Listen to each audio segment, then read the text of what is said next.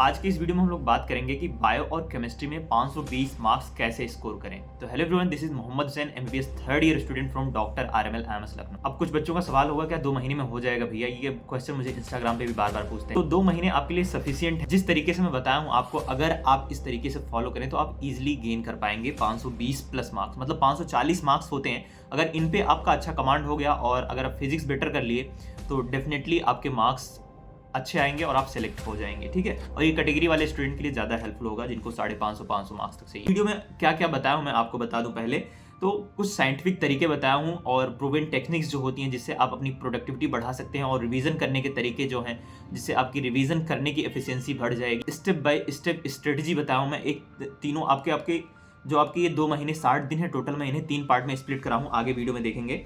और मेन बात आती है कि टाइम मैनेजमेंट। बहुत से बच्चों का ये क्वेश्चन आता है कि भैया हमारा टाइम नहीं मैनेज हो पा रहा, हम क्या करें, कुछ भी समझ में नहीं आ रहा। टाइम मैनेजमेंट का बहुत ज़्यादा इशू है। और फिर उसके बाद में क्या रिसोर्सेज यूज़ करें, टूल्स जो भी हैं आपकी, क्या क्या यूज़ करना चाहिए, कितने क्वेश्चन हमें लगाना चाहिए, and most important revision strategy कि इतना सब करने के बाद हमें इन चीज़ों को रिवाइज कैसे करना है। क्योंकि बिना रिवीजन के आप पहले अटेम्प्ट में, अगर आप पहली बार में कितना भी पढ़ लें तो आपका सिलेक्शन नहीं होने वाला है। Revision is the key for selection. 60 day का जो स्ट्रेटजी है ये कैसा होना चाहिए, तो मैंने इसे 3 पार्ट में 3 फेज में स्प्लिट करा है 20-20 दिन का। तो फर्स्ट देखते हैं कि फेज 1 में हमें क्या करना है। फेज 1 आपका 1 to day 20 होगा। एंड मोस्ट इंपॉर्टेंट, इस चीज में आपको फेज 1 में आपको मेनली फोकस करना है हाई वेटेज पोर्शन पे। हाई वेटेज पोर्शन जो बायो में है, केमिस्ट्री में, क्योंकि वही होता है ना, अगर आप वीक पोर्शन इनिशियली फोकस कर लिए तो लास्ट में आप हाई वेटेज पे नहीं कर पाओगे। और हमें ये मालूम है कि जब इन चैप्टर से इतने पोर्शन से ज्यादा क्वेश्चन आ रहे हैं तो इसे हमें ज्यादा प्रायोरिटी देनी होगी एज कंपेयर टू जो चैप्टर से कम क्वेश्चन आते हैं। तो इस चीज को आप ध्यान में रखना। और जो बायोलॉजी और केमिस्ट्री का ये रेशियो मैंने बनाया है, हाई वेटेज भी है और एक प्रोपोर्शन में है कि एक पोर्शन टफ है, एक पोर्शन थोड़ा मॉडरेट है। तो इससे आपका क्या होगा कि आप अच्छे से थोड़ा पढ़ पाएंगे और ज्यादा स्ट्रेन आपके दिमाग पे नहीं आएगा। तो मैं पहले बात करूं वही बायोलॉजी की। तो बायोलॉजी में आपका फर्स्ट जेनेटिक है। ऑब्वियसली हम लोग जानते हैं कि जेनेटिक्स जो फर्स्ट चैप्टर है and molecular basis of inheritance से बहुत ज़्यादा क्वेश्चन आते हैं। तो इसको आपको बहुत अच्छे से करना है। अगर आप पहली बार कर रहे हैं तो लेक्चर वगैरह देख के कर लो, अदरवाइज रीड करके या किसी का लाइन बाई लाइन एनसीईआरटी जो पढ़ाएं वो करके आप कर सकते हैं।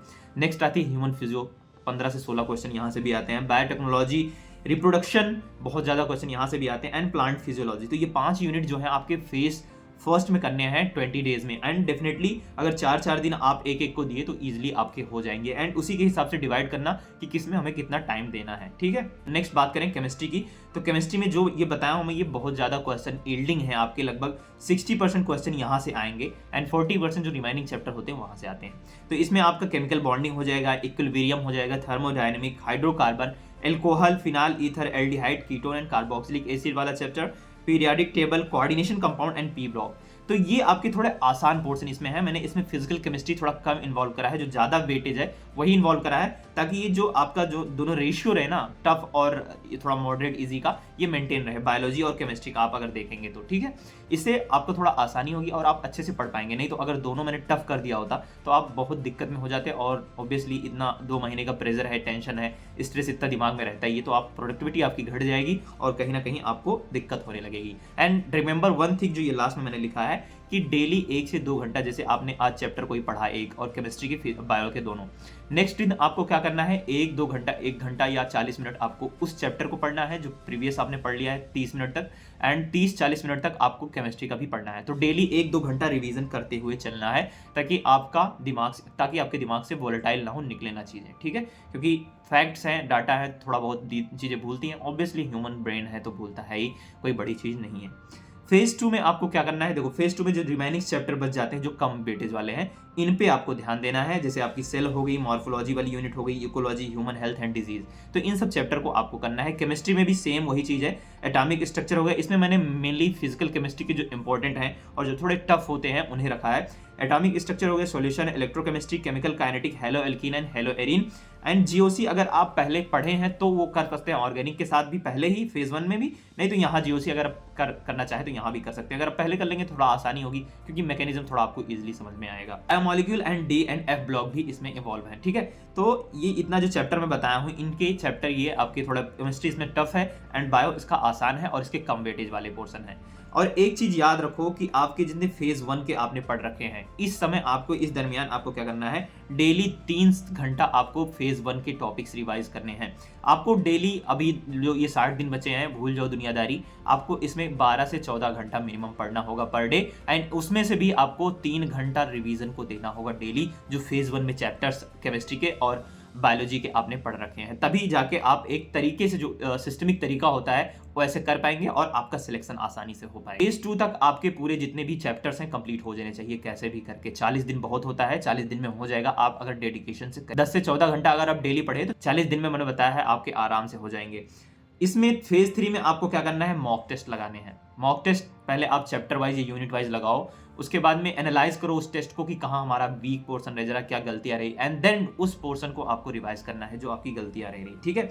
और स्टार्टिंग में ये फेज जो 20 डेज का है, इसमें अगर आप 3 दिन पे टेस्ट देंगे एक ना, तो आप 20 दिन में, आपके जो लास्ट के 20 दिन होंगे, इसमें आप 6 टेस्ट आराम से देंगे। और 6 टेस्ट बहुत होता है आपका फाइनल एग्जाम में, थोड़ा आपका प्रोडक्टिविटी और टाइम मैनेजमेंट को ध्यान रखने के लिए। रिवीजन बहुत जरूरी है इसमें करना फेज 3 में। रिवीजन इसमें आपको हाई वेटेज जो फेज 1 के चैप्टर हैं एंड जो थोड़े मॉडरेट वेटेज हैं, उनको भी आपको इंक्लूड करना है, एंड इसमें सिर्फ और सिर्फ आपको रिवीजन करना है। और रिवीजन के दौरान आपको इधर उधर के ज्यादा क्वेश्चन नहीं लगाने हैं। जो फेज 1 और फेज 2 में आप क्वेश्चन लगाए हों, उन्हीं क्वेश्चन को बार बार कीजिएगा। NCERT examiner Intex question and previous year last 10 years के करने हैं, इससे ज्यादा नहीं लगाने हैं आपको। वही बात आती है कि भैया इतना हम कैसे कर पाएंगे, कैसे हम कंसिस्टेंटली अपना मेंटेन कर पाएंगे, और कैसे हमारा जो बर्नआउट होता है, जैसे होता है नहीं कि अब करते करते थक गए यार, अब हटाओ, अब कैसे होगा, एकदम फ्रस्ट्रेट हो जाते हैं, डिप्रेस हो जाते हैं, तो ये कैसे अवॉइड करें। तो ये आपको पूरे फेज 1, फेज 2, फेज 3 में यूज करना है ये टेक्निक। एक टेक्निक है पोमोडोरो टेक्निक।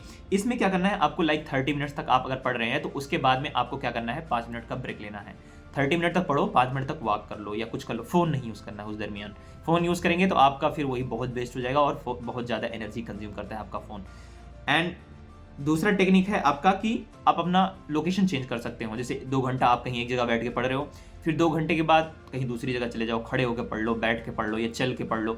तो कैसा भी करके आप लोकेशन थोड़ा चेंज करेंगे तो आपके दिमाग को अगर नई चीज़ मिलेगी तो आप बहुत ही प्रोडक्टिव वे में पढ़ाई कर पाएंगे बहुत अच्छे तरीके से। फेमस टेक्निक है। इसमें क्या बताते हैं कि जैसे आप जो भी चीज़ पढ़ रहे हो तो अपने आप को जब 5 मिनट का आप ब्रेक लो तो उस दरमियान आपको समझाना है अपने आप को कि हाँ मैंने ये पढ़ा, इसमें ये था, देखिए इसमें ये था, ये टॉपिक्स थे, इसके ये एग्जाम्पल थे, इसमें ये कॉन्सेप्ट था, इसका ये फॉर्मूला था। ऐसे चीज़ करके आपको समझानी है। ये चीज़ आपको बर्नआउट होने से बचाएगी एंड आपकी कंसिस्टेंसी मेंटेन करके रखेगी, ठीक है। तो इन चीज़ों को फॉलो करना, ये तीनों फेज में एप्लीकेबल है जब आप भी पढ़ाई कर रहे हो तो, ठीक है। हम लोग भी यूज़ करते हैं, ऐसे पढ़ते रहते हैं, कभी उठ के चले जाते हैं बाहर, थोड़ा बहुत घूमाते हैं और उसके बाद में कुछ चाय वगैरह पी लेते हैं, तो ऐसे ही कर सकते हो।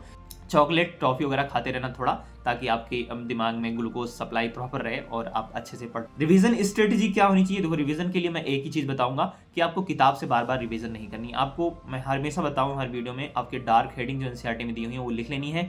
उसी से आपको एक्टिव रिकॉल करना है, अपने आप से पूछना है कि इस टॉपिक में क्या क्वेश्चन थे, इस टॉपिक में क्या आंसर थे, इसके क्या क्या पोर्शन था, क्या टॉपिक्स थे, कितने डाटा थी, क्या चीज़ें थी। आपको आँख बंद करके रिकॉल करनी है चीज़ें, जिसे हम बोलते हैं active recalling. And one of the best तरीका है आपको रिवीजन करने का। स्पेस रेपिटेशन टेक्निक, इसमें क्या होगा कि आपको जैसे मान लो आप एक दिन पे पढ़े, फिर 3 दिन पे वो चैप्टर पढ़ना है दोबारा। मतलब आप जब पहले दिन पढ़ेंगे तो 1 घंटा लगेगा, नेक्स्ट दिन जब पढ़ेंगे आप ना 30 मिनट में हो जाएगा, एंड आपको फिर 7 दिन पे जब पढ़ेंगे आप तो 20 मिनट में हो जाएगा। एंड फिर उसे आप 1 महीने पे रिवाइज करना है एंड एक्टिव रिकॉल करते रहना है ताकि चीज़ें आपके दिमाग से उड़े ना। नेक्स्ट बात आती है कि भैया टाइम मैनेजमेंट कैसे करें। टाइम मैनेजमेंट देखो हम पहले बताएंगे आपको कि आपको जब आप पढ़ाई कर रहे हो उसके दरमियान भी करनी है, और फिर जब आप टेस्ट दे रहे हो तो वहाँ भी टाइम मैनेजमेंट बहुत ज़्यादा मैटर करती है। तो जब आप पढ़ाई कर रहे हो तो शेड्यूल थोड़ा ऐसे चेंज करके पढ़ें आप कि 2 घंटा हमें बायो पढ़ना है, 2 घंटा केमिस्ट्री पढ़ना है, 2 घंटा बायो। इससे आपका इंटरेस्ट भी डेवलप रहेगा और टाइम दोनों को प्रॉपर मिलता रहेगा। एंड नेक्स्ट बात आती है कि भैया अब टेस्ट में हम कैसे करें। तो टेस्ट में देखो आपको मैनेज कैसे करना है कि जैसे आप जब भी कोई भी पेपर सॉल्व करो या चैप्टर्स लगाओ तो 35 मिनट्स बायोलॉजी के लिए दे दो 90 क्वेश्चन, एंड 30-35 मिनट्स आप केमिस्ट्री के लिए भी दे सकते हो 45 क्वेश्चन के लिए। ऐसे करोगे तो आपका जो टेस्ट का होता है वो भी आप बढ़िया से कर पाओगे, क्योंकि विदिन अ टाइम करने की कोशिश में आप बहुत अच्छा कर लोगे। सही हरिवंश राय बच्चन जी का है कि नन्ही चींटी जब दाना लेकर चढ़ती है, चढ़ती दीवारों पर 100 बार फिसलती है, मन का विश्वास रगों में साहस भरता है, गिर कर चढ़ना चढ़कर गिरना ना अखरता है, आखिर उसकी मेहनत बेकार नहीं होती। मेहनत करने वालों की कभी हार नहीं होती, मेहनत करने वालों की कभी हार नहीं होती। तो ट्रस्ट मी गाइज, अगर आप कंसिस्टेंट रहे 2 महीने तक, मेहनत करते रहे लगातार, तो आपकी कभी हार नहीं होगी। एंड अगर कहते हैं ना कि अगर आप फेल हुए तो आप सीखते हैं। Failure is a first step to success. Failure आपको बताता है कि आप ट्राई कर रहे हैं एटलीस्ट, ठीक है। तो फेलियर से मत डरें। जिंदगी में जो भी इंसान फेल हुए हैं वो सक्सेस भी होते हैं, ठीक है। तो ऑल द बेस्ट मेरी तरफ से, और स्टार्ट करो इसे विथ पॉजिटिव एटीट्यूड, ताकि आप अच्छे से कर पाओ, हर एक चीज़ मैनेज कर पाओ और सिलेक्शन लो यार बढ़िया से। और जितने भी कैटेगरी वाले स्टूडेंट हैं उनके लिए तो काफ़ी हेल्पफुल होगा। और जो स्टूडेंट का फिजिक्स मजबूत है ऑलरेडी, तो ये तरीके से वो करके अपना बायो में 520-540 मार्क्स ला के ईजिली गवर्नमेंट मेडिकल कॉलेज में एडमिशन ले सकते हैं। ऑल द बेस्ट मेरी तरफ से। अगर आपको पर्सनल गाइडेंस चाहिए तो मुझे इंस्टा पे फॉलो कर लो, काफ़ी स्टूडेंट जुड़े हुए हैं वहाँ पे और अपने डाउट्स पूछते रहते हैं, मैं बताते रहता हूँ क्या करना है क्या नहीं करना है। बाकी कुछ तकलीफ आ रही या कोई भी पोर्शन नहीं समझ में आ रहा क्या करना है आगे कैसे करना है, तो कमेंट में मुझे बताओ किस टॉपिक पे नेक्स्ट वीडियो चाहिए। ये भी बताओ कि भैया मुझे इस चीज़ में दिक्कत आ रही है, इस टॉपिक पे वीडियो बनाइए। तो मैं ट्राई करूँगा कि आपको वीडियो बना के उस पर समझाऊँ, वो चीज़ एक्सप्लेन करूँ, क्योंकि मैं फेस कर चुका हूँ वो सच्ची। मैंने 3rd ड्रॉप में मेरा 3 ड्रॉप लगे थे मुझे सिलेक्शन लेने में। तो वो काफ़ी चीज़ें सिखाती हैं। जब आपको कोई बताने वाला ना हो तो आप फिर वही होता है कि इधर उधर भागते रहते हैं। जब आपको एक प्रॉपर डायरेक्शन मिल जाती है ना, तो आपको सिर्फ मेहनत करनी होती है, ठीक है। All the best. और वीडियो को लाइक कर देना यार, क्योंकि रीच कम बढ़ रही है। अपने दोस्तों के साथ शेयर करो ताकि मुझे भी हेल्पफुल हो और उन्हें भी help. Thank you for the watching and all the best.